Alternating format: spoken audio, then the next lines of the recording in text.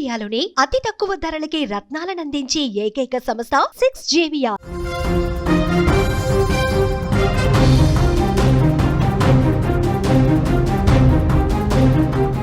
తెలుగు రాష్ట్రాల్లో అల్పపీడన ప్రభావం ఏపీ తెలంగాణకు వర్ష సూచన చేసింది వాతావరణ శాఖ. నేడు ఆంధ్రప్రదేశ్లో చిత్తూరు, కడప, అన్నమయ్య జిల్లాల్లో భారీ వర్షాలకు ఛాన్స్ ఉంది. పిడుగులతో కూడిన వర్షాలు పడే అవకాశం ఉంది. మరికొన్ని జిల్లాలకు వర్ష సూచన చేసింది. తెలంగాణ కూడా రెయిన్ అలర్ట్ ఉంది. మరో 3 రోజుల పాటు వర్షాలు ఉండబోతున్నాయి. పలు జిల్లాలకు ఎల్లో అలర్ట్ హెచ్చరిక జారీ అయింది. తెలుగు రాష్ట్రాల్లో అల్పపీడన ప్రభావంతో వర్షాలు కురవబోతున్నాయి. ఇటీవల మొదలైన వానలు దంచి కొట్టేస్తున్నాయి. ఇది ఇంకొన్ని రోజుల పాటు కొనసాగే అవకాశం ఉందని వాతావరణ శాఖ చాలా స్పష్టంగా హెచ్చరించింది. ఏపీ విషయానికి వస్తే విపత్తుల నిర్వహణ సూచన ప్రకారం మంగళవారం, బుధవారం ఈ 2 రోజుల్లో కొన్ని ప్రాంతాల్లో భారీ వర్షాలు కురుస్తాయని అంచనా వేస్తున్నారు.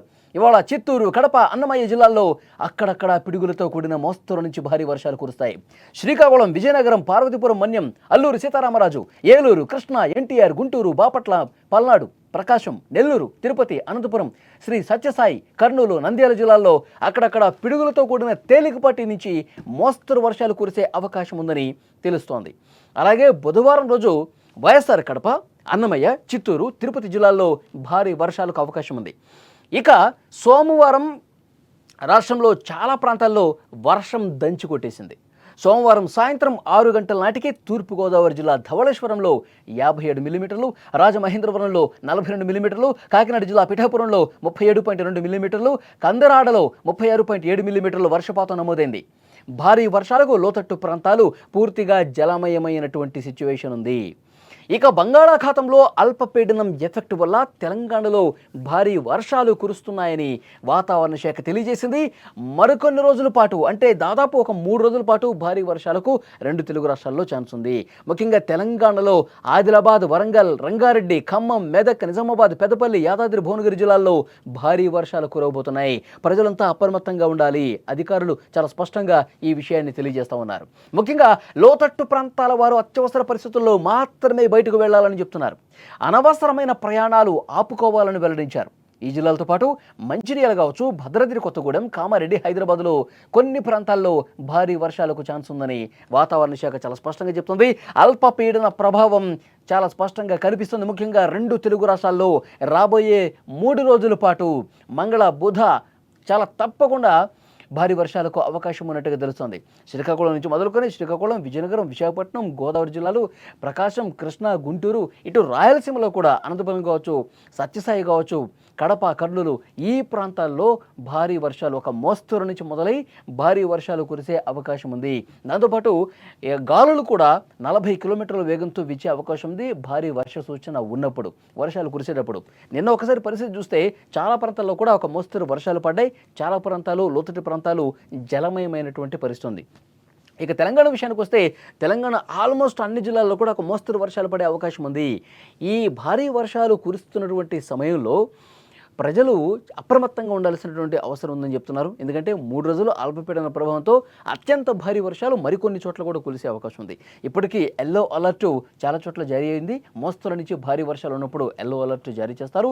సో దాదాపు గత నెల అనుభవాలను దృష్టిలో పెట్టుకుని ప్రతి ఒక్కరు కూడా అప్రమత్తంగా ఉండాలి. లోతట్టు ప్రాంతాల ప్రజలు అప్రమత్తంగా ఉండాలని చెప్పి అధికారులు సూచన చేసిన పరిస్థితి. ఆ ఎల్లో అలర్ట్ ప్రాంతాలు ఏవైతే ఉన్నాయో అక్కడ అధికార యంత్రాంగం కూడా అప్రమత్తమైనటువంటి పరిస్థితి. ఎందుకంటే ఎప్పుడు ఎల్లో అలర్ట్ ఉన్నప్పటికీ కూడా ఒక మోస్తరు వర్షాలు కురుస్తాయనుకుంటున్నాను. కానీ ఉన్న పళంగా క్లౌడ్ బర్స్ట్ కురిసే ఛాన్స్ కూడా ఉంది. క్లౌడ్ బర్స్ట్ వల్ల ఏకబిగిన కొన్ని గంటల పాటు పెద్ద ఎత్తున వర్షపాతం నమోదైతే అక్కడ ఉన్నటువంటి ఆ ప్రాంతాలు, లోతట్టు ప్రాంతాలు, కాలనీలన్నీ కూడా జలమయమయ్యే అవకాశం ఉంది. మనం కామారెడ్డి ఎలాంటి సిచ్యువేషన్ అయితే కామారెడ్డి టౌన్ మునిగిపోయింది. అక్కడున్న చెరువు పూర్తిగా నిండిపోయి మొత్తం ఆ టౌన్లో కూడా వాటర్ వచ్చేసి కాలనీలన్నీ మునిగిపోయిన పరిస్థితి. సెల్లార్లకు పోయి 1st ఫ్లోర్ వరకు మునిగిపోయిందంటే ఆ క్లౌడ్ బరస్ట్ ఒకవైపు కొండపోతగా కురిసిన వర్షంతో పాటు ఎగువ నుంచి విపరీతంగా వరద రావడం వల్ల అలాంటి సిచ్యువేషన్ ఏర్పడింది. సో డెఫినెట్గా ఎప్పుడు ఏం జరుగుతుందో తెలియని పరిస్థితుంది.